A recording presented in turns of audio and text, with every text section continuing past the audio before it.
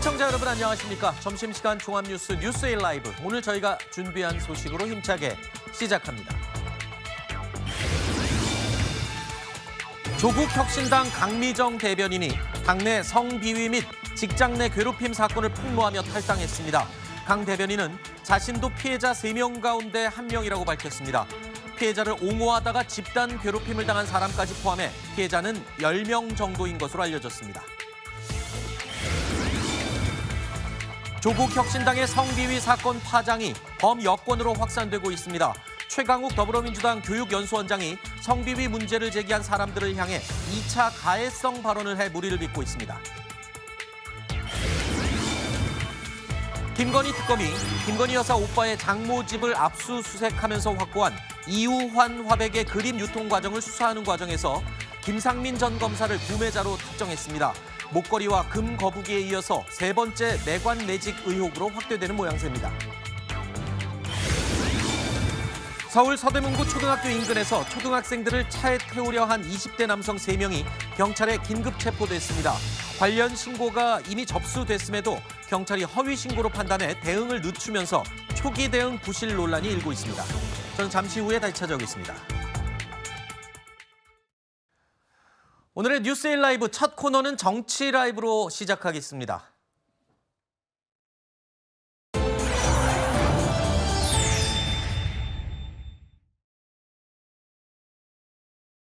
저는 검찰개혁을 누구보다 절실하게 바랬습니다. 그 길 위에서 제가 마주한 것은 동지라고 믿었던 이들의 성희롱과 성추행, 그리고 괴롭힘이었습니다. 당은 피해자들의 절규를 외면했습니다. 피해자들에게는 또 다른 가해가 쏟아졌습니다. 너 하나 때문에 10명이 힘들다. 우리가 왜 네 눈치를 봐야 하냐. 사건이 접수된 지 5달이 되어가는 지금까지도 당의 피해자 지원 대책은 그 어떤 것도 마련되지 않았습니다. 이것이 제가 더는 기다릴 수 없음을, 그리고 떠날 수밖에 없음을 확신하게 된 이유입니다. 성비위 파문에 휩싸인 조국 혁신당의 논란이 식지 않고 있습니다. 당의 미온적인 대처를 지적하면서 대변인이 앞서 보신 것처럼 탈당까지 선언했습니다. 폭로 기자회견까지 이어졌는데요. 조국 혁신당의 성비위 사건이 처음 불거졌던 건 지난 5월이었습니다. 자, 한 당직자가 상사로부터 지속적인 추행은 물론 성희롱까지 당한 사실을 처음 밝혔는데요. 성평등을 외쳐왔던 이 조국 혁신당인 만큼 신속하고 정확한 대처를 기대했습니다. 하지만 현실은 그렇지 않았습니다. 강미정 전 대변인의 말에 따르면 오히려 피해자와 그 피해자를 옹호하고 도왔던 사람들이 오히려 당내에서 외면당하고 집단 괴롭힘을 당했다는 겁니다. 그리고 그 인원, 그러니까 피해자를 도왔다는 이유로 괴롭힘을 받은 피해자가 무려 10여 명에 달한다는 이야기입니다. 자, 어제 기자회견을 했던 강미정 대변인이 밝혔던 피해 내용들 대략 3가지 정도였습니다. 당직자 A씨가 지난해 7월부터 10개월 동안 지속적인 성추행을 해서 논란이 됐던, 그리고 상급자가 핵심 당직자를 택시 안에서 신체적 접촉을 강요했던, 또 한 가지 있습니다. 윤 전 대통령 파면 촉구 3보 1배 당시에 여성 당직자의 뒷모습을 보면서 성적 발언을 했던 사실. 대표적으로 이런 3가지가 폭로됐습니다. 자, 그런데 당에서 조치를 해줄 것으로 믿고 있었던 피해자들, 결국에는 아무런 조치를 받지 못하고 오히려 또 다른 피해를 당했던 게 이번 폭로의 가장 첫 번째 동기가 됐던 것 같습니다. 자, 일단은 피해 사실은 그대로 있다 치고 기다렸다는 말이에요. 5개월 동안 기다렸지만 아무런 조치가 없었고 오히려 피해자가 더 늘게 됐다는 사실이 이걸 폭로하게 된 결정적인 첫 번째 계기가 됐죠. 예, 그러니까 이제 그 직접적인 가해를 저지른 자에 대해서는 어떠한 조치가 있긴 있었습니다. 그런데 문제는 2차 가해와 그다음에 지금 그 당시에 이 피해자들에게 오히려 눈치를 주고 불이익을 주고 또 이 피해자를 도우려고 했던 조력자들, 대표적으로 세종시당위원장을 꼽았는데요. 그런 분들에게 징계를 하는 이런 조직적으로 이것을 침묵을 강요하고 사건을 무마하려고 했던 그런 행위에 대해서는 여전히 조국혁신당은 침묵하고 있는 것이고요. 특히 여기에 가장 일차적인 책임을 지고 있다고 봐도 과장이 아닌 그런 조국 전 대표 역시도 별다른 어떤 발빠른 조치와 대응을 하지 않았다. 이 부분에 대해서 저는 강미정 대변인이 상당히 위기감과 아쉬움을 느꼈던 것으로 보이고요. 이게 사실은 꽤 오래된 사건입니다. 네. 2025년 4월에 처음 불거졌는데요. 처음 사건이 불거졌을 당시에 고발이 있었을 때도 심지어 가해자와 피해자를 분리하지 않았다고 합니다. 네. 근데 이게 보도에 나오고 나서야 부랴부랴 그제서야 분리를 하는 다소 되게 아쉬운 그런 조치를 취했고요. 또 그 4월 이후로부터 많은 사실 조국혁신당 내부의 여성 의원이라든지 여성 위원장이 이렇게 하면 안 된다. 피해자의 호소에 귀 기울여 하고 피해자 중심주의를 통해서 이 문제를 해결해야 된다라고 했지만 결국은 당 지도부가 이를 적극적으로 받아들이지 않았다는 것이죠. 네. 그래서 5개월, 6개월이나 지나서 결국은 이렇게 다시 일파만파 논란이 커지게 된 것으로 보입니다. 방금 말씀 드린 것처럼 이 당의 쇄신을 외치면서 이러면 안 된다라고 하면서 피해자를 도왔던 사람이 당에서 제명까지 됐어요. 이건 어떻게 봐야 됩니까? 그런 것들이 아마 강미정 대변인이 기자회견을 하고 탈당에 이르게 된 결정적인 계기가 되었던 것이 아닌가 싶습니다. 원래 이런 사건들, 이제 성비위와 관련된 사건들이 생기면 기본적인 원칙이 있습니다. 대응을 해야 되는 첫 번째가 즉각적인 가해자 피해자에 대한 분리 조치. 네. 두 번째가 방금 좀 전에도 말씀 나왔습니다만 이 피해자 중심으로 모든 문제를 해결하려고 하는 노력. 세 번째는 너무 과잉적으로 대응하는 거 아니냐라는 비판이 나올 정도로 아주 엄정하게, 엄단하겠다라는 의지를 가지고 이 문제를 처리했어야 되는데 지금 조국혁신당에서의 모습에서 그런 부분들이 부족했다라고 느낀 게 지금 이 피해를 봤다고 하는 강미정 대변인 쪽의 주장 아닙니까? 그렇다면 어쨌든 조국혁신당에서 나름의 노력을 했을지는 모르겠습니다만 네. 그런 것들이 피해자를 중심에 놓고 했던 것들에 비해서는 상당히 부족했다. 이런 평가를 받는 것이고요. 네. 그 가운데에서 피해자들이 원했던 것은 피해자들을 어떻게 해달라는 게 아니라 피해자들이 갖고 있는 이 마음의 상처, 응어리 이런 걸 좀 풀어달라고 했는데 어제 조국혁신당에서의 나온 반응은 법과 원칙, 규정 뭐 이런 부분들을 들고 나옴으로써 또 한 번 피해자들이 좀 더 상처를 깊게 느낄 수밖에 없는 그런 상황이 아니었는가 싶습니다. 이번에 성비위 논란이 불거진 당의 이름이 바로 조국혁신당입니다. 자, 조국이라는 이름이 들어있는 당입니다. 그렇다면 정작 조국 원장은 이번 일에 대해서 어떻게 반응을 했을까요? 확인해 보시죠. 강미정 대변인 탈당 기자회견 어떻게 보셨습니까? 이 문제 인지하고 계셨습니까? 네, 이번에 당내에서 이런 일 일어나신 거에 대해서 입장 한마디 부탁드리겠습니다. 다음 기회가 있을 것입니다. 오늘 사찰에서 말고요. 다음 기회를 갖겠습니다. 사건 접수 시점에 조국 대표님은 영어의 몸이셨습니다. 당시에는 당원도 아니었고 조국 전 대표님과 당무를 논의한 적은 없습니다.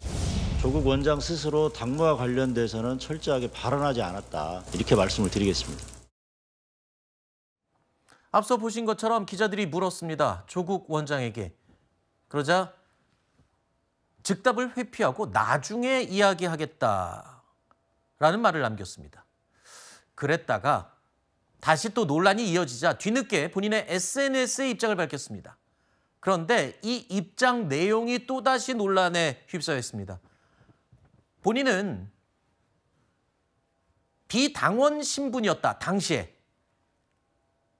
그러니까 감옥에 있을 당시이기 때문에 비당원 신분이었다라고 해명을 한 겁니다. 과연 이게 이렇게 말할 계제인지는 여쭤보겠습니다.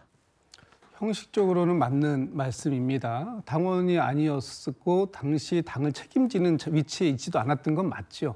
그런데 지금 강미정 대변인이나 그 강미정 대변인 측에서 얘기하는 것은 아무리 당의 어떤 직책을 맡고 있지 않고 한다 하더라도 조국 혁신당에서 조국 대표가 갖는 그 상징적 위치만큼 네. 가장 영향력이 강력한 분이 조국 대표인데 조국 전 대표가 그런 부분들에 있어서 좀 소홀했던 거 아니냐, 그런 부분에 관심을 갖겠다고 얘기했지만 그 부분이 부족했던 거 아니냐, 이렇게 지금 주장을 하고 있는 겁니다. 잠시만요.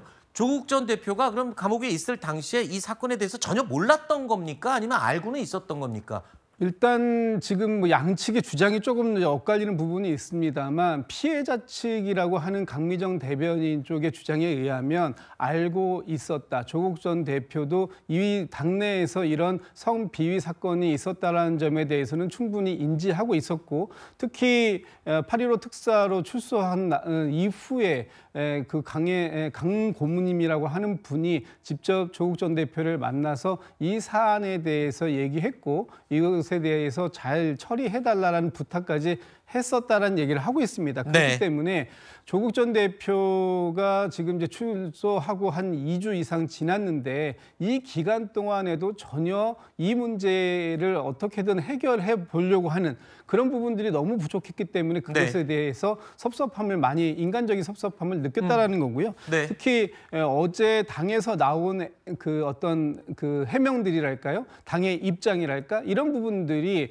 피해자라를 중심으로 놓고 얘기를 한다기보다는 여전히 조국 전 대표는 이 문제와 관계가 없었다라는 것으로 이렇게 좀 그 한 걸음 떼어놓고 보호하려고 하는 그런 모습 속에서 이 문제가 이제 거론되다 보니까 그런 부분들이 더 섭섭하게 느껴졌을 것이고요. 또 조국 전 대표께서 어제 지금 나오는 자료 화면에서 나왔을 때 그때 유감의 말씀이 좀 있었으면 더 좋았을 텐데 그때는 좀 회피하다가 오후에 SNS를 통해서 다시 한번 유감의 말씀을 한 것, 이런 여러 가지 것들이 결과적으로 보면 지금 피해자 측에서는 많이 부족했던 모습이다, 이렇게 비판을 하고 있는 것 같습니다. 조국 전 대표, 조국 원장도 나는 그때 감옥에 있었어. 그리고 비당원이었어. 나는 관여할 입장이 아니었어. 이런 식으로 SNS에 올린 것뿐만 아니라 어제 조국혁신당에서 공식적으로 밝힌 내용들이 대부분이 조국 원장을 옹호하고 관계 없다라는 얘기에 집중을 하게 되면서 오히려 더 비난의 화살을 받게 될 수밖에 없는 그런 상황이 됐어요. 그렇습니다. 조국혁신당을 누가 만들었습니까? 창업주가 누굽니까? 조국 전 대표입니다. 이름이 심지어 들어가 있는 당명입니다. 그런 조국 대표가 나는 비당원이었기 때문에 관여할 수 없었다? 정말 무책임한 것이죠. 그러면 그토록 왜 옥중에서 옥중 정치를 열심히 했습니까? 접견하고요, 면회하고요, 편지 쓰고요, 책도 쓰고요. 할 수 있는 건 다 했습니다. 그런데 왜 본인이 만든, 그리고 실질적인 본인이 당의 리더잖아요. 조국혁신당을 떠날 수밖에 없었던 이유는 어떤 뭐 정치적 이유에 의해서 결별한 것이 아니라 감옥에 가 있어야 되기 때문에 당원 신분을 내려놓은 것 아니겠습니까? 그리고 돌아오자마자 정광석화처럼 당의 실질적 리더로 다시 돌아왔거든요. 그런 조국 전 대표가 나는 비당원이었다? 정말 이건 무책임하고요. 아까 강미수 그 법률 대리인이 밝혔습니다. 지난 7월에 서신을 보냈다는 겁니다. 그리고 나와서 꼭 이 피해자를 만나줬으면 좋겠다라고 요청까지 했다고 합니다. 그런데 조국 전 대표의 발언은 뭐냐면은 대답은 내가 나와서 중요한 일정들을 소화하고 만나겠다. 후순위로 밀어둔 거예요. 네. 그런데도 결국은 연락이 오지 않아서 이런 강미정 대변인의 사퇴 이슈까지 불거지게 된 겁니다. 네. 정말 무책임한 모습이죠. 네. 그런데요. 강미정 대변인이 이렇게 성비위 사건을 외부에 공개적으로 폭로하고 탈당까지 하게 된 데는 또 결정적인 이유가 있었습니다. 이게요, 조국혁신당 내의 성비위 사건으로 출발했지만 민주당, 범여권으로 지금 확산되고 있습니다. 최강욱 민주당 교육연수원장이 2차 가해성 발언을 내뱉어서 논란이 지금 일파만파입니다. 성비위가 어떻든 그거를 정확하게 사실관계를 아는 분이 몇 분이나 될까요? 당선이 아니면 모르는 거 아니에요. 남 얘기 다 주워 듣고서 지금 떠드는 거예요 또. 그건 자기 생각이 아니잖아요. 그건 개돼지의 생각이지. 조국을 감옥에다 넣어놓고 그 사소한 문제로 찍고받고 싸우는데 저는 잘 이해가 안 갑니다. 솔직히 말씀드려서. 한 바닥 떨어져서 보는 사람으로서 그렇게 죽고 살 일인가. 최강욱 더불어민주당 교육연수원장의 발언이었습니다. 성비위 사건에 대해서 문제를 제기한 사람들에 대해서 잘 알지도 못하면서 이야기한다. 그러면서 개, 돼지 같은 생각이다. 라고 말했습니다. 저 말이 어디서 왜 저렇게 나온 건가요? 그러니까 이제 과거에 했던 발언의 녹취가 확보가 돼가지고 나온 보도인데요. 그 당시에 보면은 이제 세종시당에서 아마 했었던 발언인 걸로 저는 보이는데, 세종시당 관련해서 어떤 논란이 일자 거기서 뭐라 그랬냐면은 이런 사소한 문제를 갖고 지금 싸울 때냐, 그러면서 잘 알지도 못하면서 누구의 말만 듣고 하는 이런 것은 개돼지다. 이거는 사실은 피해자가 사실상 거짓말을 하고 있고 무고를 하고 있다라는 식의 프레임을 본인이 먼저 보여주는 거거든요. 이것은 아주 전형적인 2차 가해입니다. 즉 뭔가 다른 이유가 있겠지. 거짓말하는 거겠지. 억울하게 지금 누명을 씌우는 거겠지. 이런 식으로 피해자를 몰아가는 것이고요. 이 최강욱 전 의원 같은 경우는 과거에도 사실은 성적 발언으로 상당히 좀 논란이 됐었죠. 상임위장에서 특정 의원에 대해서 어떤 성적 행위를 묘사하는 발언을 했다가 한번 크게 국민들의 문매를 맞았던 적이 있고요. 또 한 번은 윤석열 전 대통령을 공격하는 발언에서 이른바 암컷 발언, 이렇게 사람과 사람을 수컷과 암컷에 빗대어서 표현했다가 또 한 번 여론의 문매를 맞은 적이 있는 그런 최강욱 원장이기 때문에 아마 이번 발언 역시 그렇게 쉽게 넘어갈 수 있는 수준은 아닌 것 같습니다. 네. 피해자들이 피해를 호소하며 적절한 조치가 이루어지지 않은 부분, 그리고 조국 원장이 즉각적인 또는 구체적인 조치를 취하지 않은 데 대해서 폭로를 하는 상황에 이르는 거죠. 여기에 기름을 부은 게 바로 최강욱 더불어민주당 교육연수원장의 발언이었습니다. 피해자를 옹호하는 사람들을 개, 돼지의 생각이라고 말한 이 2차 가해. 자, 이 발언이 문제가 불거지자 민주당도요, 지금 서둘러서 논란 차단에 나섰습니다. 앞서 민주당 지도부는 교육연수원장에 최강욱 전 의원을 임명한 것을 두고 제일 잘한 인사라고 자평한 적이 있었죠. 어제 김병기 원내대표랑 둘이 식사를 했는데요. 대표님, 이번에 두루두루 보니 당직 인선을 참 잘했습니다. 누구를 제일 잘한 것 같습니까? 그래서 제가 조승래 사무총장이요. 제가 그렇게 얘기했거든요. 그랬더니 더 잘한 인사가 있습니다. 최강욱 교육연수원장입니다. 긴급조사 지시 내리셨는데 최강욱 원장 발언에 대해서 어떻게 보정하시고 아니, 일단 윤리감찰단에 진상을 한번 파악해봐라 이렇게 했으니까 꼭 이제 보고 나서 또 판단해 보겠습니다. 정청래 더불어민주당 대표, 당 윤리감찰단에 최강욱 원장에 대한 긴급 진상조사를 지시했습니다. 지난달이었죠. 이춘석 의원의 차명 주식거래 의혹이 보도되자마자 곧장 정청래 대표 강경 대응에 나서기도 했던 사례가 떠오릅니다. 그러니까 일단 논란 차단에 아주 신속하게 대응을 하고 있습니다. 더군다나 이번에 이 성비위 2차 가해 발언 논란에 예민할 수밖에 없는 이유가 있지요. 왜냐하면 민주당 입장에서는 과거에도 이 성비위 사건으로 문제된 사례가 여러 차례 있었기 때문입니다. 그러니까 이춘석 의원의 이 의혹, 논란에 대한 신속한 조치보다도 더 심각하게 받아들였어야 될 일일 것 같아요. 아무래도 이런 성비위와 관련된 그 사건들은 여론에 그만큼 파장을 많이 크게 일으킬 수밖에 없는 사안이고요. 저희가 그동안 민주진영에서 이런 이 성비위와 관련된 부분들을 근절하고자 많은 노력을 했습니다만 또 막상 이런 상황들이 우리 안에서 벌어졌을 때 그 부분에 대해서 얼마만큼 잘 대처했는가 하는 부분에 대한 비판도 있어 왔기 때문에 이번에 조금 더 크게 확장해서 이 부분을 갖다가 이제 정리해야 되겠다라는 생각을 하신 것 같아요. 윤리감찰단에서 진상조사를 정확하게 할 것입니다. 그리고 그에 따른 조치도 이루어지게 될 것이고요. 그러나 그에 앞서서 최강욱 지금 교육연수원장도 본인 스스로가 이번 발언의 부적절성을 인정하고 반성하는 그런 메시지를 SNS에 올리지 않았습니까? 그렇기 때문에 이 부분은 아마도 제가 뭐 그 예측컨대 최강욱 전 그 의원의 네. 이 발언이 매우 부적절하다라는 그런 판단이 나오지 않을까 싶습니다. 알겠습니다. 일단 최강욱 교육연수원장, 민주당 교육연수원장이 SNS에 사과의 뜻을 밝혔지만요. 지금 이 발언의 파장과 후폭풍의 규모로 볼 때 이게 과연 SNS에 글을 올려서 사과를 하고 끝낼 일인지는 한번 다시 생각해 봐야 되지 않을까요?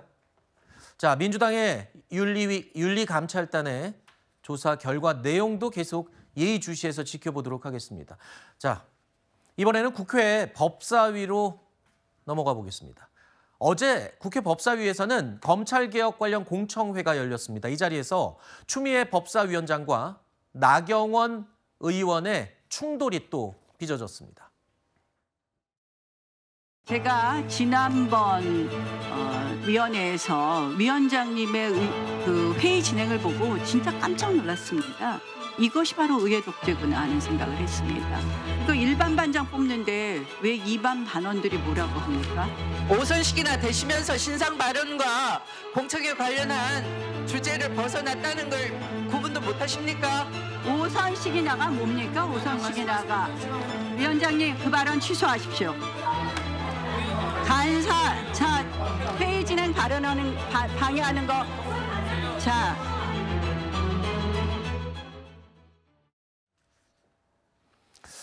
얼마 전에 제가 그런 얘기를 했습니다. 이 나경원 의원이 간사로 지목이 되면서 법사위 정말 앞으로 많은 일들이 벌어질 것 같습니다 했는데 매일 일이 이어지고 있습니다. 이번에는 오선식이나 돼서라는 추미애 법사위원장의 발언에 지금 발끈하는 모습이었어요. 이제는 본격적으로 추나 갈등으로 번지는 모양새입니다. 추나 대전이 앞으로도 좀 지속될 것 같습니다. 아직 가시밭길이죠. 왜냐하면 이제 덧센 특검법이 통과가 됐지만 내란 특별재판부 관련 법도 있고요. 또 대법원 증언하는 법도 있고요. 그 외에 여러 가지 다른 상임위에서 논의되는 법들도 결국에는 법사위를 거쳐야 됩니다. 그러니까 이제 법사위는 그야말로 이번 정기국회 12월 31일까지는 화약고다 이렇게 봐야 될 것 같고, 또 워낙 이 두 분이 선수면 선수, 전투력이면 전투력, 인지도면 인지도, 어느 면에서 두 분이 서로 밀리지가 않아요. 네. 그렇기 때문에 아마 이 추나 대전은 사실상 법사위가 좀 전쟁터가 될 수밖에 없는 이유인데, 다만 저는 이렇게 추나 대전이 본격화된 가장 직접적인 책임이 어디 있느냐. 네. 바로 나경원 간사 선임안에 대한 패싱이죠. 네. 이거는 조금 도가 지나친 것이죠. 왜냐하면 각 당의 상임위 간사는 정말 자율적으로 고유 권한으로서 정할 수 있게 돼 있거든요. 네. 근데 이러한 것들을 위원장이 받아들이지 않기 때문에 결국 이런 사달이 나는 게 아닌가 싶습니다. 알겠습니다. 하지만 중요한 건 이거죠. 법사위가 상당히 중요한 곳입니다. 여러 가지 입법, 법안들에 대해서 1차 관문으로 통과해야 되는 그런 곳입니다. 본질이 흐려져서는 안 되겠죠. 추나 대전, 추나 갈등 좋습니다. 양 당이 첨예하게 의견을 개진하는 건 좋습니다만 입법 과정 그리고 꼭 필요한 법안들이 계류되거나 멈춰 있거나 이래서는 안 되겠죠. 본질이 흐려져서는 안 됩니다. 자, 오늘 법사위에서는 검찰개혁 입법 청문회가 계속 진행되고 있습니다. 민주당은 건진 법사 이 관봉권 띠지 분실 사건을 두고 또 공세에 나섰습니다. 저는 오늘 건진 은둔처에서 발견된 관봉권 돈다발 1억 6,500만 원에 대해서 증거물이 훼손된 것과 관련해서 질의하려고 합니다. 건진 집에 갔더니 돈다발이 나왔습니까? 은신처에서? 그렇습니다. 관봉 쳐진 돈다발이 있었습니까? 그거는 관봉 띠지가 다 분실되고 그 관봉 띠지가 고무줄로 되어 있다는 겁니다. 건진은 구속도 못 시키고 저것도 한참 후에나 발견되었어요. 어떻게 된 일입니까? 저희도 애석하게 생각하고 있습니다. 저걸 왜 해체합니까? 저는 해체하지 않았습니다. 그러면 누가 해체했습니까, 저것을? 김정민 수사관이 수리 과정에서 해체한 것으로 알고. 김정민 수사관 왜 해체했습니까? 지금 시간이 많이 지나서 저게 띠지가 둘러싸여서 왔는지도 기억이 잘 나지 않습니다. 자, 오늘 법사위에 증인으로 채택된 신흥석 전 서울 남부지검장. 출석할지 여부에 관심을 모았는데 결국 얼굴을 비추지는 않은 것으로 확인이 됐습니다. 일단은 전 남부지검장, 저 사건을 지휘했던 담당이기 때문에 글쎄요. 출석 여부에 관심이 있었는데 나오진 않았군요.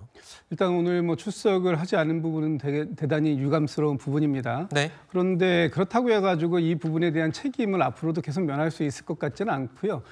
지금 그 건진법사와 관련돼서 압수수색하고 거기서 나온 현금, 그 돈다발이 관본권이었고 띠지들이 다 분실했다. 이건 뭐냐 하면 사실상 증거를 정확하게 인멸하려고 했던 거 아니냐. 이런 부분에 대한 의혹이 점점 커질 수밖에 없는 상황이고 네. 지금 나와서 그 말씀하시는 증인들의 발언을 보더라도 이것은 이거 단순한 실수가 아닌 것 같다라는 부분을 확인한 것 같고요. 이 부분에 대한 철저한 수사가 진행돼야 될 것 같습니다. 알겠습니다.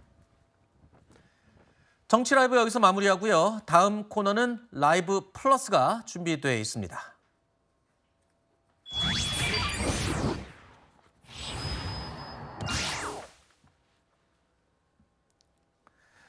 김건희 여사를 둘러싼 또 다른 세 번째 매관 매직 의혹이 또 불거지면서 파장이 이어지고 있습니다. 반클리프 목걸이와 금 거북이에 이어서 이번에는 김 여사 오빠의 장모집에서 발견된 이우환 화백의 그림을 둘러싸고 또 세 번째 매관 매직 의혹이 불거지는 모양새입니다. 김건희 특검은 해당 그림의 구매자를 확인해 봤더니 김상민 전 검사라는 정황을 포착한 겁니다. 자, 김 전 검사를 소환, 조사할 예정으로 알려졌습니다. 자, 김상민 전 검사는요, 지난해 총선을 앞두고 공천을 주기 위해서 김건희 여사가 영향력을 행사한 게 아니냐라는 의혹이 제기된 인물입니다. 제가 창원을 바꾸겠습니다. 제가 그랬던 것처럼 완전히 황골탈퇴시키겠습니다. 이 한 몸 바칠 각오로 이 자리에 섰습니다. 새로운 정치, 창원에서 시작하는 정치입니다. 여사가 조국 수사 때 김상민 검사가 고생을 많이 했다. 그 사람 좀 챙겨주라. 이렇게 얘기를 하거든요. 그다음에 김영선 의원한테 공기업이나 장관직으로 가는 게 좋지 않겠느냐. 의견 타진을 한 거죠. 여야를 뛰어넘어서 그 많은 사람들이 영부인이 2년 차에 전화가 와서 이런 부분을 부탁했을 때 그걸 거절하는 사람이 있겠습니까? 없죠. 특검팀이 지금 의심하는 부분이 이겁니다. 김건희 여사 오빠의 장모집에서 발견된 이우환 화백의 그림. 이걸 누가 샀는지를 따라가 봤더니 김상민 전 검사가 구매자로 확인이 됐다는 겁니다. 그래서 특검팀은 이 김상민 전 검사로부터 이 그림을 건네받는 대가로 공천 혹은 공직 임명 과정에서 김건희 여사 측이 어떤 영향력을 행사한 게 아니냐. 그걸 의심하고 있는 겁니다. 자, 김상민 전 검사는 결국 공천에서는 탈락했습니다. 하지만 그 이후에 국정원의 법률 특보로 임명이 되면서 논란이 일기도 했어요. 그러니까 이 의혹도 대가성을 이제 입증하는 게 핵심이군요. 그러니까 김건희 씨가 누구에게인가 어떤 선물을 받으면 그 다음엔 반드시 인사와 관련된 부분이 있다라는 것이 이제 핵심입니다. 이봉관 서희건설 회장에게 목걸이, 브로치, 귀걸이를 받은 이후에 그의 사위가 총리의 비서실장으로 임명이 되고 또 이배용 국가교육위원장으로부터 금거북이를 받고 난 이후에 그가 국가교육위원장으로 갑니다. 또 이 김상민 검사 같은 경우에도 그에게 그 그림을 한 점 받고 난 이후에 공천이 실패하고 난 이후에도 또 이 국정원의 법률특보라는 중요한 요직으로 가게 되는 이 과정들 속에서 과연 이것이 우연의 일치인 것인가 아니면 어떤 그 뇌물을 받고 그것에 대한 대가성으로 그런 자리들을 보장한 것인가 하는 부분을 지금 특검이 수사할 수밖에 없는 상황인데 네. 이 과정들이 한 건, 두 건이 아니라 지금 이미 3건이 나왔습니다. 이러면 앞으로 더 많은 일들이 나올 수도 있을 것이다라는 부분에 저희가 의구심을 가질 수밖에 없는 거고 그 부분에 대한 특검의 철저한 수사가 필요하다 이런 생각을 갖고 있습니다. 저 지금 화면에 나오는 왼쪽에 이우환 화백의 그림, 저게요 최초 경매장에 나왔을 당시에는 3천만 원 정도에 낙찰이 됐다고 합니다. 근데 그 이후에 가격이 올라서 1억 2천만 원 이상을 호가했었고 요 당시에 김상민 전 검사가 이 그림을 구매한 것으로 지금 특검팀은 파악하고 있습니다. 동아일보 보도에 따르면 김상민 전 검사는 이완 화백의 그림을 구매한 사실은 인정했다는 겁니다. 하지만 김 여사 오빠의 부탁으로 현금을 받고 대신 그림을 구매해 준 거다. 이거는 대가성이나 뭐 이런 게 아니다라는 입장을 밝히고 있습니다. 김건희 여사와는 무관하다면서 사실상 인사청탁 의혹을 전면 부인하고 있는 거죠. 우선 돈의 흐름을 추적한다면 이 주장이 사실인지 거짓인지는 밝혀낼 수 있지 않을까라는 추정을 해봅니다. 김 여사의 오빠는 앞선 특검 조사에서 이 그림 관련 질문에는 진술을 거부했습니다. 그리고 김건희 여사는 그림과는 무관하다라는 취지의 진술을 한 것으로도 알려졌습니다. 대리 구매 여부, 그러니까 김건희 여사 오빠의 부탁으로 대신 구매해줬다. 이 여부는 물론이고요. 왜 그러면 장모 집에서 이 그림이 발견됐는지, 또 김건희 여사의 관여가 있었는지, 이 부분은 전방위적인 추가 조사가 불가피해 보이는 그런 대목입니다. 자, 특검은 김건희 여사를 구속 기소한 이후에 일단 소환 조사는 진행하지 않고 있습니다. 하지만 이번 매관 매직 의혹과 관련해서 추가 조사는 불가피해 보입니다. 그런데 김 여사 측에서 지금 조사를 받지 못하는 이유가 있지요. 건강 상태가 매우 악화돼 있다라고 밝히고 있습니다. 심지어는 지금 쓰러질 정도 의 상태다. 외래 진료를 꼭 받아야 한다라는 상황이라는 겁니다. 언제쯤 추가 소환 조사가 이루어질지 미지수인 이 상황인데요. 일단 구치소 측에서는 김건희 여사의 이 혈액 검사를 했습니다. 그 결과 특별한 문제점은 발견되지 않았다라고 밝히고 있습니다. 그럼에도 김 여사 측 외래 진료를 꼭 받겠다라는 입장인데요. 윤석열 전 대통령처럼 수갑과 전자발찌를 착용한 채 외부 병원에서 진료를 받는 모습, 이게 연출이 될 수도 있다는 겁니까, 지금? 그럴 것 같습니다. 왜냐하면 이것은 사실 법무부에서 이미 예전에 규정을 개정하는 과정에서 나오게 된 그런 것인데요. 다만 이제 또 여성이라는 점과 또 지금 상당히 지금 몸 상태가 안 좋은 점 때문에 동일한 조치를 취할지는 또 아마 법무부의 자율적인 판단 영역이 아닐까 싶습니다. 김 여사 측은 지금 현재 최저혈압이 35, 최고혈압이 70, 심각한 저혈압이죠. 그런 이제 통증과 현재 몸 상태를 호소하고 있지만 구치소 측에서는 받아들이지 않는 상황인 것으로 보이고요. 다만 이제 김 여사 같은 경우는 사실 영부인일 당시에도 좀 다소 몸 상태가 좋은 편은 아니다라는 전언이 있었죠. 하지만 이 법 앞에 어떤 평등, 또 수사의 엄정성, 재판 이런 여러 가지 면에서는 아마도 윤 전 대통령과 마찬가지로 이 건강 상태를 이유로 소환과 재판을 피하기는 좀 어렵지 않을까 예상이 됩니다. 네. 자, 지금 건강 상태에 문제가 있어서 특검의 조사에 차질이 빚어지는 인물이 또 있습니다. 김건희 여사 측에 금품을 건넨 의혹을 받고 있는 한학자 통일교 총재인데요. 특검 소환을 앞두고 병원에 입원을 했죠. 김건희 특검은 오는 8일에 조사를 받으러 나오라고 통보한 상황인데 과연 특검에 출석을 할 수 있을지, 심장질환 관련 수술을 이미 받았다라고 지금 알려지고 있습니다. 한학자 총재는요, 전직 판검사 출신 변호인들로 대규모 변호인단을 지금 꾸린 상태입니다. 그런데 이런 논란이 또 불거졌습니다. 그 변호인단 가운데 변호사 한 명이 민중기 특별검사를 직접 만난 사실이 지금 드러난 겁니다. 이게 꽤 심각한 논란이 되고 있는 것 같은데, 이 변호사는요, 민중기 특검이 판사였던 시절에 배석 판사를 함께했던 인물로 알려져 있습니다. 자, 특검 측은 일상적인 인사만 나눴다라고 해명을 했습니다만 이거는 당연히 부적절한 만남이 아니냐라는 지적이 있어요. 당연히 부적절하죠. 지금 원래 과거에도 박근혜 특검 당시도 그랬지만 이 특검을 비롯한 특검보도 마찬가지고요. 수사관도 이 특검 수사 기간에는 피의자와 혹은 관련 관계자가 아닌 이상에는 일체 접견이나 식사나 사적 만남을 하지 않습니다. 그렇죠. 왜냐하면 그것이 어떤 그 피의자와 관련된 인물과 연결이 돼서 청탁이니 아니면 뭐 봐주기 수사니 이런 논란이 나올 수밖에 없기 때문에 저는 좀 민중기 특검이 상당히 좀 경솔했다.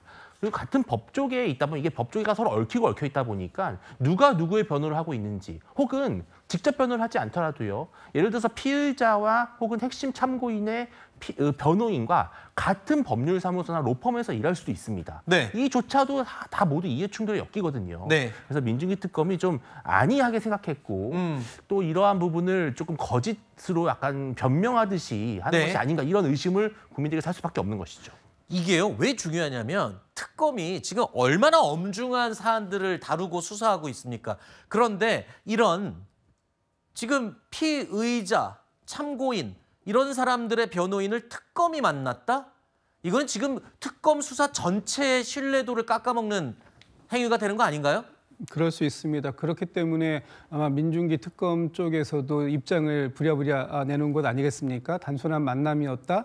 특히 이 통일교와 관련된 한학자 총재와 관련된 얘기는 나오지 않았다. 일상적인 만남이었다. 이 정도를 얘기하고 있는데 그렇게 얘기함에도 불구하고 많은 국민들께서는 특검이 뭔가 지금 이 과거의 인연관계 또 정관 뭐 이런 여러 가지 사안들로 이 지금 수사가 제대로 진행되지 않는 거 아니냐, 않을 수밖에 없는 거 아니냐 이런 의심을 가질 수밖에 없기 때문에 앞으로 특검은 이러한 의혹들이 나오지 않도록 아마 처신을 좀 잘 해야 될 것 같다 이런 생각을 하게 됩니다. 알겠습니다. 자, 내란 특검의 국민의힘 원내대표실 등에 대한 압수수색 얘기로 계속 이어가 보겠습니다. 자, 이 압수수색은요, 어제 세 번째 시도 만에 임의 제출 형식으로 자료를 제공하면서 일단 정리가 됐습니다. 하지만 턱밑까지 다다른 계엄 해제 방해 의혹 관련 이 특검의 수사에 대해서 국민의힘과 추경호 의원 총력 대응에 나섰습니다. 모래 위에 쌓아 올린 정치 특검의 수사는 결국 이재명 정권의 목을 베는 칼날이 될 것입니다. 이재명 정권을 무너뜨리기 위해서 여러분 목숨 걸고 진격합시다. 최소한 특검에서는 그런 소설이나 억측, 추측에 의해서 얘기를 할 것이 아니라 증거를 제시를 해야 했습니다. 저는 원내대표실에서 의원들 몇 분과 함께 있었습니다. 저는 원내대표로서의 해야 될 또 책무나 위치가 있기 때문에 그렇게 진중하게 또 행동할 수밖에 없었고 저는 그런 맥락에서 그런 판단을 했다 하는 말씀을. 자, 이제 추경호 의원이 적극적으로 해명을 하기 시작했습니다. 기자회견을 자청했는데요. 내란 중요 임무 종사 혐의 관련해서 적극적으로 반박을 한 겁니다. 계엄 해제 표결 당시에 국회에 있었다라고 얘기를 하고 또 표결에 참여 안 한 이유에 대해서는 원내대표로서 해야 될 직무가 있었기 때문에 진중하게 행동할 수밖에 없었다라는 취지로 해명을 했습니다. 국민의힘 입장으로서는 추가 강제 수사에 대한 대비를 해야 될 수밖에 없는 지금 상황인데요.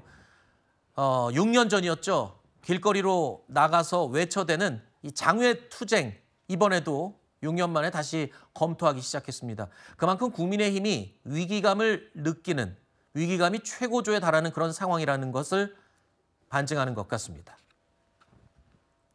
자, 이런 상황에서 장동혁 국민의힘 대표가 종전의 감성적인 메시지보다는 다소 수위가 조절된 발언을 최근에 잇따라 내놓고 있습니다. 자, 그러자 정치권 일각에서는 좀 바뀐 거 아니냐, 강성으로 밀어붙일 것으로 기대했는데 이제 좀 변심한 거 아니냐, 이렇게 이야기가 나오고 있습니다. 어제요, 저희 뉴스A에 채널A 뉴스A에 출연한 장동혁 대표의 목소리를 들어보시죠. 장동혁의 변신이냐 변심이냐 이런 게 좀 정치권에서 화제가 되던데. 그것은 아니고요. 저는 여러 차례 말씀드렸습니다. 제가 전당대회 기간 중에 약속한 것은 다 지키도록 하겠다. 다만 시기와 속도는 제가 좀 다를 수 있다. 당원들께서 생각하시는 속도와는 좀 다르겠지만 저는 늦지 않은 시점에 대통령 접견 신청을 따로 하겠습니다. 그리고 지금 당원 게시판 문제는 지금 당무감사위원장이 공석입니다. 당무감사위원장의 임기가 만료돼서 공석이기 때문에 당무감사위원장을 임명하고 나면 원칙과 기준에 따라서 이 당원 게시판 문제도 처리가 될 것으로 생각합니다. 그러니까 당 대표로 뽑아줬던 당내 의견이 볼 때는 강성으로 세게 밀어붙일 듯이 외쳐대서 당 대표 당선되도록 밀어줬더니 뭘 안 하고 있는구만. 이렇게 얘기를 하는 거거든요. 자, 그러자 우리 채널A에 출연해서 저렇게 얘기를 한 겁니다. 윤 전 대통령 접견? 당연히 한다. 그리고 당원 게시판 논란 다시 본격적으로 조사를 할 거다. 다만 약속은 끝까지 지키는 거고 조금 늦춰졌을 뿐이다. 이렇게 해명을 했군요. 그러니까 어떤 속도의 문제도 있겠지만 사실은 당 대표라고 하는 자리는요. 어떤 CEO가 아닙니다. 본인이 다 결정하는 게 아니고요. 엄연히 최고위원회의가 있고요. 대표도 대표 최고위원입니다. 그러니까 국민의힘은 어디까지나 집단 지도 체제로 움직이는 현재 상황이고요. 그렇기 때문에 본인이 전당대회 기간 중에 외쳤던 것을 온전히 다 실천할 수 있는 것이 아니라 실은 다른 최고위원들과 논의를 해서 중지를 모으는 역할을 해야 됩니다. 저는 그래서 장동혁 대표가 상당히 현명하게 처신하고 있다고 보고요. 윤 대통령 면회 그리고 아니면은 한동훈 전 대표에 대한 징계 문제 이러한 것들도 당 대표 독자적인 결정을 할 수 있는 것이 아니라 당 내부의 분위기 그리고 현재 특검 그리고 정기국회 그리고 내년 지방선거까지 모든 정무적인 일정을 고려해서 판단해야 되기 때문에 다소 점진적으로 신중하게 할 수밖에 없다. 저는 당원과 지지층도 충분히 이해할 거라고 보고 있습니다. 네. 자, 다음 코너로 이어가 보겠습니다. 다음은 사건 라이브가 준비되어 있습니다.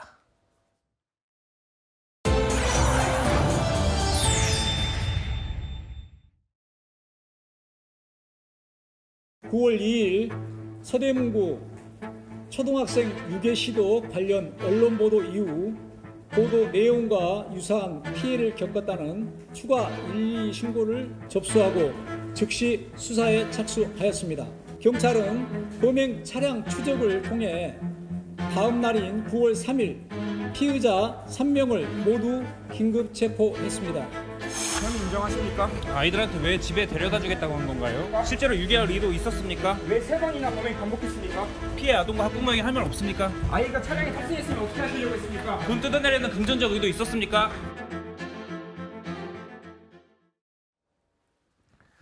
경찰이 서울 서대문구 일대에서 초등학생들을 유괴 시도하던 20대 남성 3명을 긴급 체포했습니다.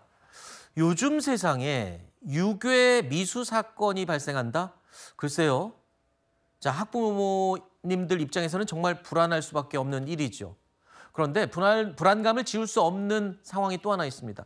경찰이 너무 미온적으로 대처한 게 아니냐라는 지적이 나오고 있는 건데요. 최근에 한 초등학교에서 지난 1일이었습니다. 유괴 시도가 수차례 있었다라는 이 신고가 있었습니다.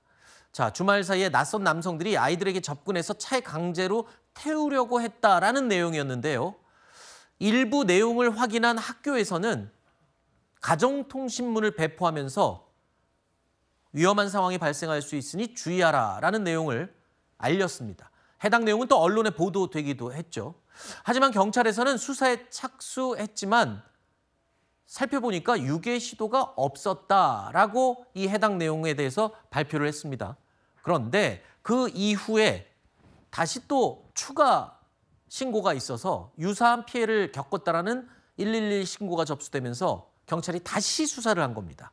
그랬더니 실제로 유괴 시도가 있었다는 게 확인이 된 겁니다. 자, 그렇게 해서 본격 수사에 나서면서 결국에 3명의 남성이 체포가 된 건데요. 알고 보니까 신고가 있었던 그리고 가정통신문이 발송되기 전에 있었던 그 말이 떠돈던 내용이 사실은 3번이 다 있었던 걸로 확인이 됐어요. 맞습니다. 그러니까 피해 사실이 실제로 3번 존재했고 다만 경찰이 판단을 했을 때에는 이거는 단순 해프닝이다. 그러니까 실제 혐의점이 없다라고 이제 이야기를 하다 보니까 학교에서 가정통신문을 일종의 해프닝이었다라고 재배포를 하는 일까지 벌어졌던 것입니다. 실제 판단을 해보니까요. 피의자들은 경찰에서 이렇게 진술을 했습니다. 초등학생 애들이 귀엽게 생겨서 그냥 장난삼아 해본 것이다. 말이 됩니까 그게? 라고 이야기를 했고요. 말이 되지 않죠. 왜냐하면 아이들에게 아까도 기자가 질문을 했지만 아이들을 여기 집에 데려다 줄게라고 해서 만약에 차에 탔으면 그 이유는 어떻게 됐을까? 그렇죠. 그때는 사실은 뭐 어떤 일이 일어날 수 있을지 장담할 수 없는 그런 상황이거든요. 아이들이 놀라는 반응이 재밌어서 이런 행위를 했다라고 이야기를 하는데요. 이 자체로도 범죄가 된다라는 것을 반드시 기억을 해야만 하겠고요. 이 3명은요. 중학생 시절부터 서로 알던 사이로 알려졌습니다. 그리고 3명 중에 1명은 대학생도 포함이 되어 있다라고 알려지고 있고요. 일단 본인들의 혐의점들을 조금 뭐 희석시키기 위해서 낮추기 위해서 이렇게 장난삼아 한 것이다라는 이야기를 할지 모르겠지만 명백한 미성년자 유인 미수에 해당한다라고 보여집니다. 네, 물론 또 경찰들도 이게 좀 아쉬운 점이 있어요. 그러니까 처음에 그 논란이 있을 때 좀 더 자세히 들여다봤다면 좋았을 텐데 그러지 못해서 처음에 이거는 시도가 없었다. 그냥 허위 신고다. 아니면 해프닝이다라고 경찰이 너무 빨리 결론을 내린 것 같아요. 그렇죠. 왜냐하면 뭐 혐의점을 판단하기 위해서 우리가 조금 더 시간이 필요하다 아니면 알아보는 중이다라고 입장만 나왔더라도 학교나 아니면 뭐 학부모들 측에서 이거 없었던 일이래라고 하고 넘기는 일이 없었을 것인데 이렇게 빠르게 판단을 해서 내놓다 보니까 결론이 잘못된 결론을 내놓다 보니까 일종의 혼선이 빚어질 수밖에 없고요. 그리고 전문가들은 이런 지적도 합니다. 이렇게 혼선을 주는 것 자체가 아무 일도 아니었다, 해프닝이었다 하고 넘어가게끔 하는 것 자체가 더 큰 사고 발생, 또 다른 이러한 유인 행위가 발생할 수 있는 가능성이 있기 때문에 위험하다라는 지적도 있고요.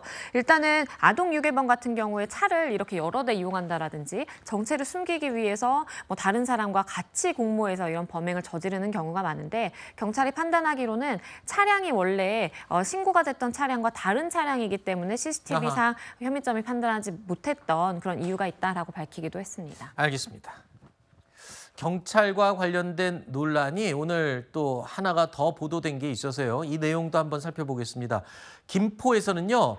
경찰이 명확한 증거도 없이 임산부를 절도범으로 몰았다라는 논란이 불거졌습니다. 이건 또 무슨 일인지 관련 목소리 들어보시죠.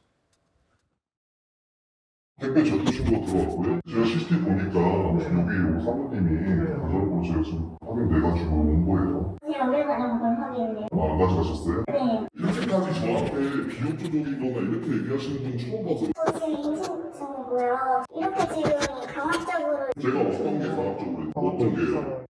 나가자마자 대뜸 제가 여튼 택배를 가져가는 게 찍혔다는 거예요. 제가 느꼈을 때는 이 형사분이 저한테 하시는 이런 언행들이나 행동들이 너무 강압적으로 느껴진다. 전화로 따졌을 때는 본인들이 그게 수사 기법이기 때문에 이해해달라는 식으로.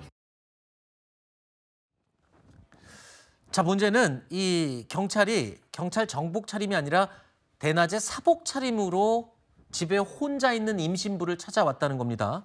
그리고 문을 두들기면서 들으신 것처럼 분명히 CCTV에 임신부가 택배를 가져간 게 찍혔다라고 말을 했죠. 그런데 확인을 해보니까 CCTV에는 그런 게 찍혀 있지 않았다는 겁니다. 자, 그런데 이에 대해서 나중에 경찰관이 이건 신문 기법 중에 하나입니다. 라고 해명을 했는데 변호사님 입장에서는 어떻게 보셨습니까? 글쎄요, 이렇게 신문 기법 중에 하나다라고 이야기를 하는 것이 예를 들어 이제 조사실에서 조사를 받고 있던 어떤 피의자를 대하는 방식 중에 내가 이런 거 확인해봤는데 어떤 뭐 스모킹건 같은 거 가지고 있다라는 취지의 그런 뉘앙스를 풍기면서 뭔가 압박을 하는 뭐 그러한 취지를 이야기를 하는 것 같아요. 근데 지금 상황은 어떤 조사실 상황도 아니고 집으로 찾아간 상황이었고 그리고 아직 혐의점이 뚜렷하게 포착이 돼서 뭐 피의자라고 특정할 수는 없는 그런 상황이었거든요. 네. 그렇기 때문에 그런 상황에서 그냥 단순히 협조를 구한다라든지 물어보는 걸 넘어서서 예를 들어 CCTV 자료가 없음에도 불구하고 이것이 있는 것처럼 이렇게 속여서 이야기를 하는 것은 조금 문제가 될 소지가 있어 보이고요. 그렇기 때문에 일단은 이 경찰을 상대로 감찰도 들어간 상황입니다. 다만 지금은 양쪽의 주장에 대한 어떠한 명확한 증거도 없는 상황으로 보입니다. 예를 들어 CCTV에 택배를 가져갔다라는 정황이 찍힌 것도 없지만 이 부분에 대해서 지금 임신하신 이 여성분에 대한 어떤 혐의점이 뚜렷하게 있다 없다 말하기는 어려운 측면이 있기 때문에 조금 더 수사가 개진되어야 되는 상황이 아닌가라는 생각이 듭니다. 알겠습니다. 자, 오늘의 사건 라이브 마지막 소식 하나 더 짚어보겠습니다. 여러분 다 기억하실 겁니다. 국정농단 사태의 핵심 인물인 최서원 씨, 최순실 씨로도 알려져 있는 이 최서원 씨의 조카죠. 장시호 씨가 아파트에서 추락했다는 소식입니다. 무려 12층 아파트에서 떨어졌다고 하는데요. 일단 생명에는 지장이 없다고요? 어떻게 된 일이죠? 맞습니다. 어제 새벽 4시 35분쯤에 발생한 일입니다. 이제 12층에서 떨어졌는데 가까스로 11층 난간에 걸린 거예요. 그러다 보니까 안전하게 구조가 될 수 있었고요. 경찰이 굉장히 빠르게 출동을 했었는데 소방당국이 그 이유는 장 씨와 함께 통화를 하던 언니가 지금 좀 장 씨의 신변에 대해서 좀 위험이 느껴진다, 좀 위험할 것 같다라는 이야기를 신고를 하다 보니까 소방당국에서 출동을 해서 빠르게 11층 난간에 걸쳐져 있던 장 씨를 구조할 수 있었던 것으로 보입니다. 알겠습니다. 일단은 큰 외상 없이 병원으로 옮겨져서 치료를 받고 있다고 전해졌습니다. 자, 사건 라이브 여기서 마무리하고요. 금요일마다 만날 수 있는 코너죠. 여행 라이브가 준비되어 있습니다.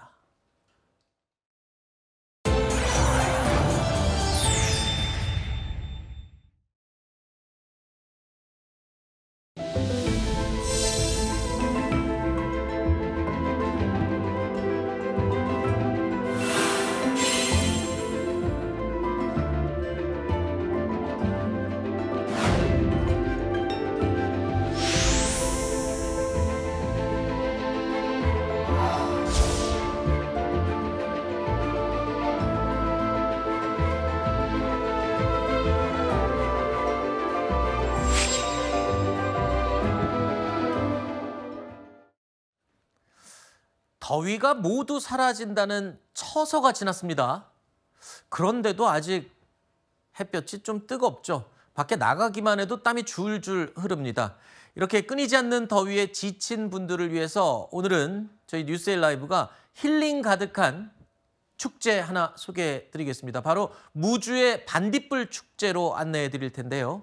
자, 무주의 반딧불 축제는 지난 1997년부터 시작한 뿌리 깊은 국내의 대표 환경 축제입니다. 소장님, 반딧불 축제 소개해 주시죠. 지금 이제 아직까지 더운데요.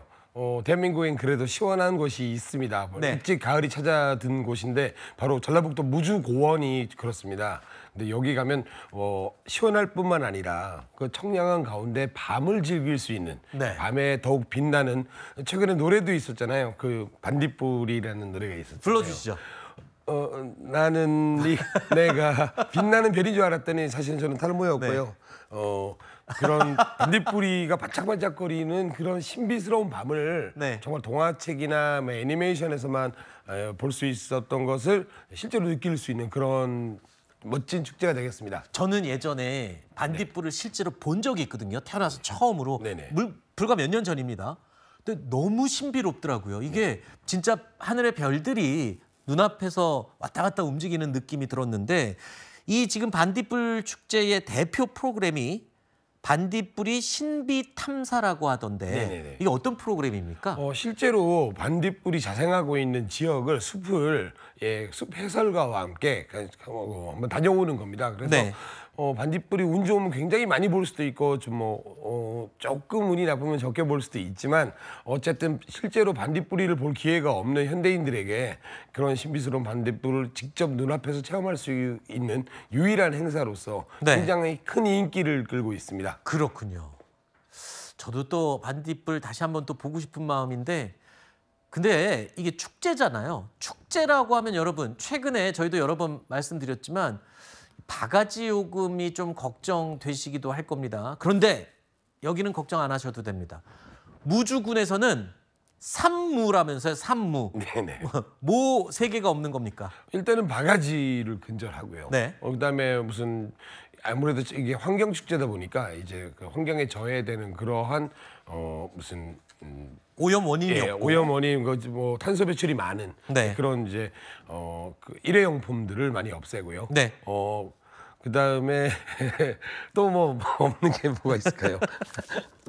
기억이 안 나십니까? 안전사고가 없는. 안전사고. 축제 모든 축제는 지금 안전사고를 많이 대책을 세우고 있고요. 실제 이번에 그 무주 반딧불이 축제 역시 역대 그동안 안전사고 별로 없는 그런 축제로서 각광받아왔습니다. 알겠습니다. 이 무주군에 가면 바가지 요금도 없고요. 일회용품도 안 쓰고요. 안전사고도 없는 산무축제라고 합니다. 한번 꼭 가봐야 되겠네요. 최근에 세계적으로 이 K 콘텐츠가 유명세를 누리고 있죠. 그래서 K 푸드도 인기몰이 어마어마합니다.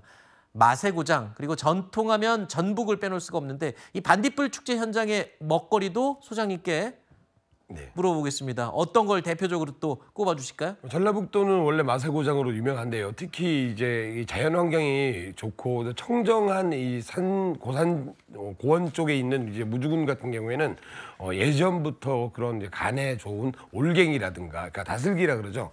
예, 다슬기. 그다음에 민물고기를 만드는 이제 어죽들이 굉장히 인기가 많습니다. 네. 그래서 이 축제 현장에서는 이제 축제 시민들이 직접 준비한 청정 먹거리를 가지고 다양한 음식을 제공하고요. 특히 1,000원짜리 국수를 만들어서 제공한다고 하니까 아주 가격 부담 없이 정말 청정 먹거리를 즐길 수 있는 그런 기회가 되겠습니다. 근데 여기도 또 축제 현장 같은 데 가면 야시장. 네네. 야시장이 또 기가 막히거든요. 그렇죠. 왜냐하면 먹을 것도 싸고 다양하고 야밤 도주라고 먹거리 장터가 있어요. 네네. 예. 야밤 도주라고 해서요. 그 진짜 청정한 이제 그 초가을에 밤을 즐길 수 있는 이제 밤이 이제 아까 말씀드렸듯이 밤에 뭐 탐사도 하지만 밤에 야장에서 나와가지고 이제 즐길 수 있는 다양한 먹거리들이 있기 때문에 정말 이제 잊지 못할 추억을 남길 수가 있습니다. 그래서 이쪽에 가면 다양한 전라북도의 음식, 그다음에 무주군의 청정 자연에서 나온 그런 먹거리들이 잔뜩 깔려 있으니까 아무 걱정하지 마시고 다녀오시면 되겠습니다. 저기 이 야밤도주 야시장에는 그러니까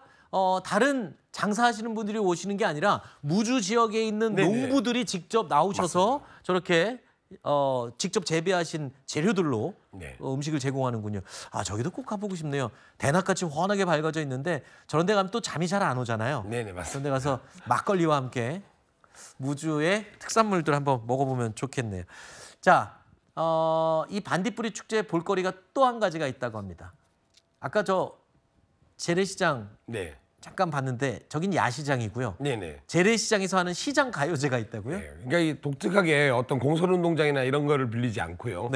시장, 전통 시장에서 벌이는 이제 가요제가 있는데 거창한 이제 외부 초청 가수들이 나와서 공연을 하고 국민들이나 축제 방문객들이 그걸 관람만 하는 그런 축제가 아니라 거의 지역 국민들이 직접 나서서 그다음에 방문객들도 참여할 수 있는 그런 정말 자생적인 그런 즐거운 흥겨운 축제가 벌어지고 있습니다. 노래 자신 있는 분들은 놀러 갔다가 저 가요제 참가해서 상도 받아오시고 쏠쏠하게 상품권도 챙겨오시면 되겠습니다.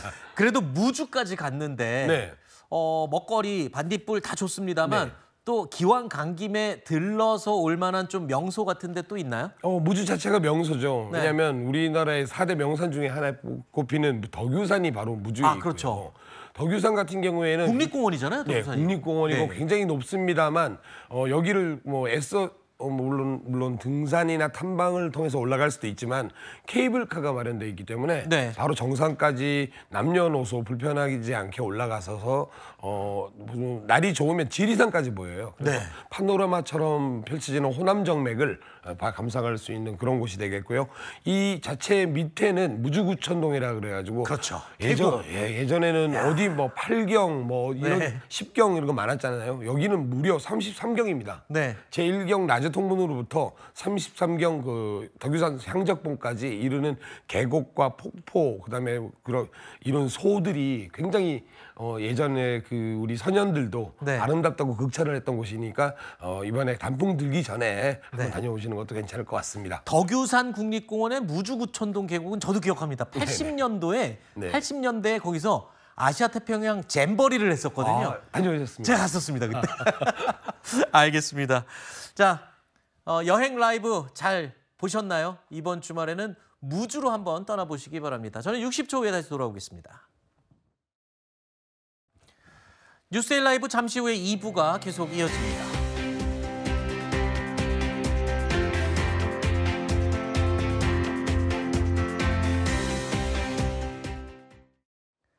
뉴스데이 라이브 2부 계속 이어집니다. 첫 소식입니다. 김포 애기봉 평화생태공원이 개관 4년 만에 방문객 70만 명을 돌파했습니다.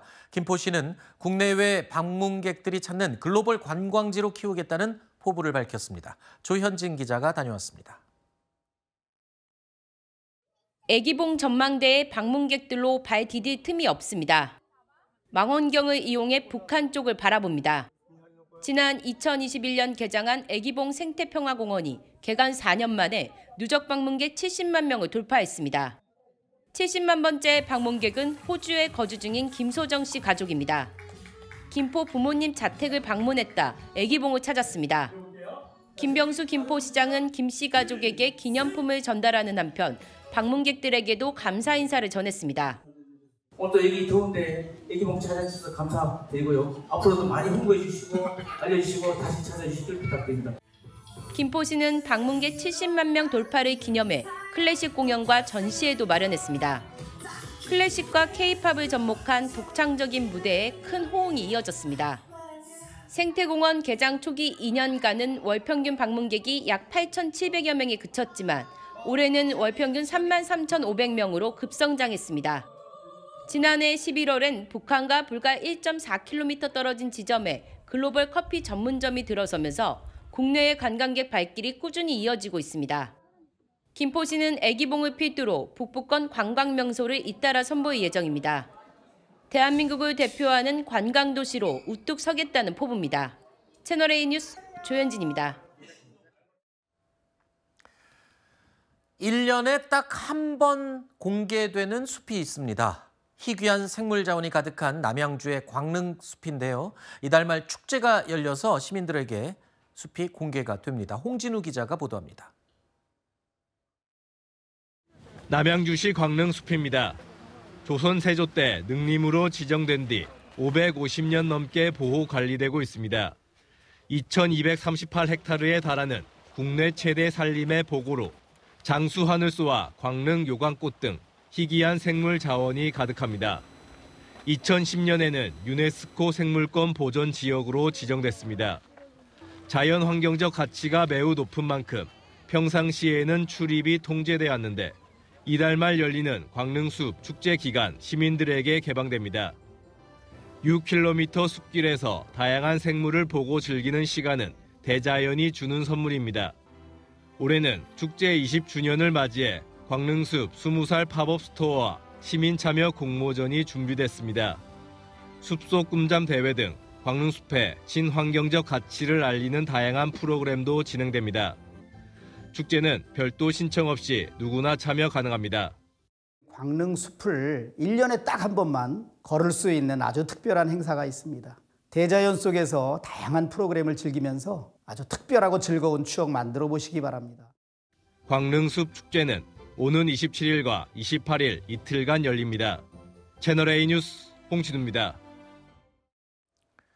경주 에이펙 정상회의가 이제 2달도 채 남지 않았습니다. 자, 에이펙 정상회의의 무대가 될 경주가 지금 분주해지고 있는데요. 미중 정상의 만남 가능성이 거론되면서 관심은 더욱 뜨거워지고 있습니다. 에이펙 사상 첫 문화산업 분야 장관급 회의가 열리는 등 정상회의 준비에 속도가 붙고 있습니다. 배유미 기자의 보도입니다. 에이펙 정상회의를 앞두고 문화산업 분야 장관급 인사들이 경주에 모였습니다.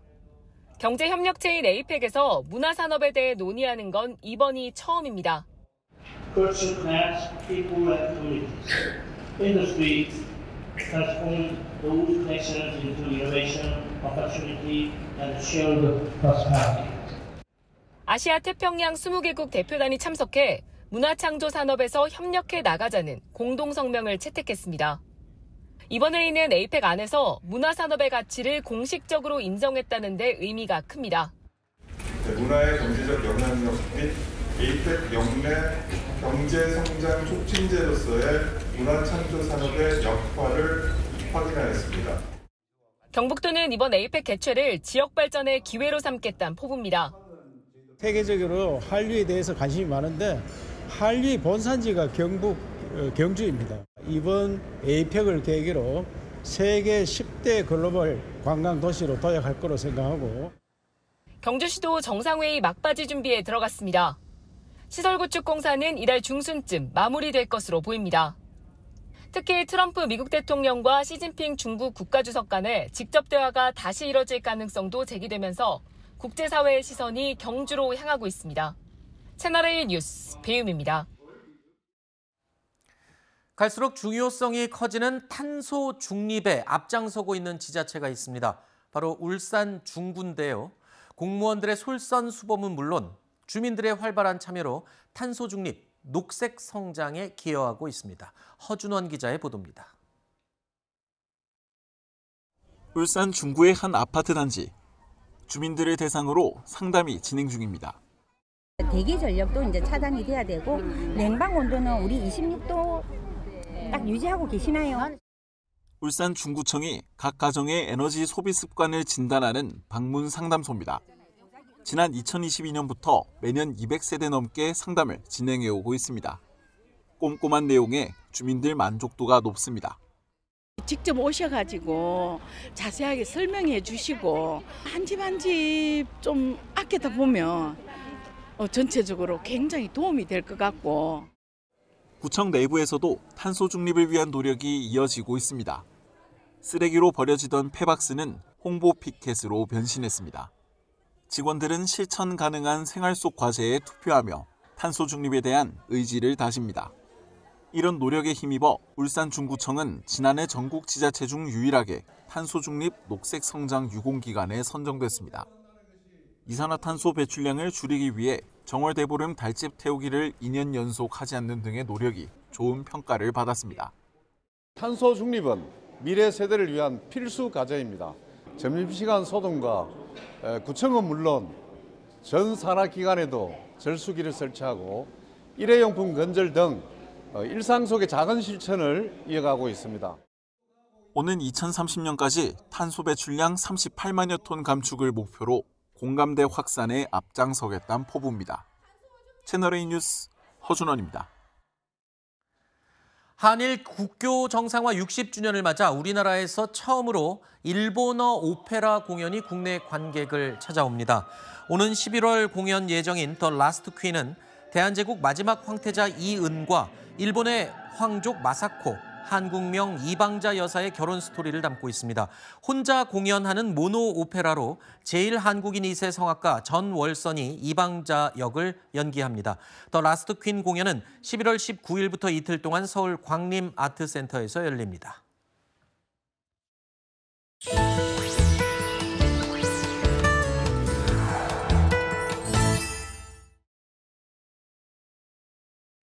비가 멎자마자 다시 폭염이 고개를 들었습니다. 달력상으로는 물놀이 할 때가 아니긴 하지만 더위를 참다 못해서 이렇게 물속에 발이라도 담궈봤는데요.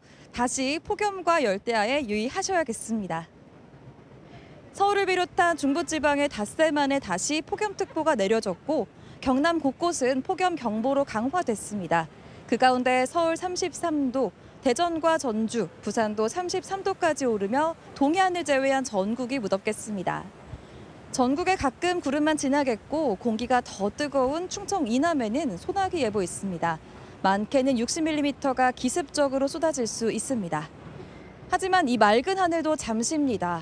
주말 동안 전국에 비가 내릴 텐데요. 30에서 80mm, 내륙에 많게는 100mm 이상 퍼붓는 곳이 있겠습니다. 또다시 폭우가 예보된 만큼 철저하게 대비해 주시길 바랍니다. 지금까지 날씨 전해드렸습니다.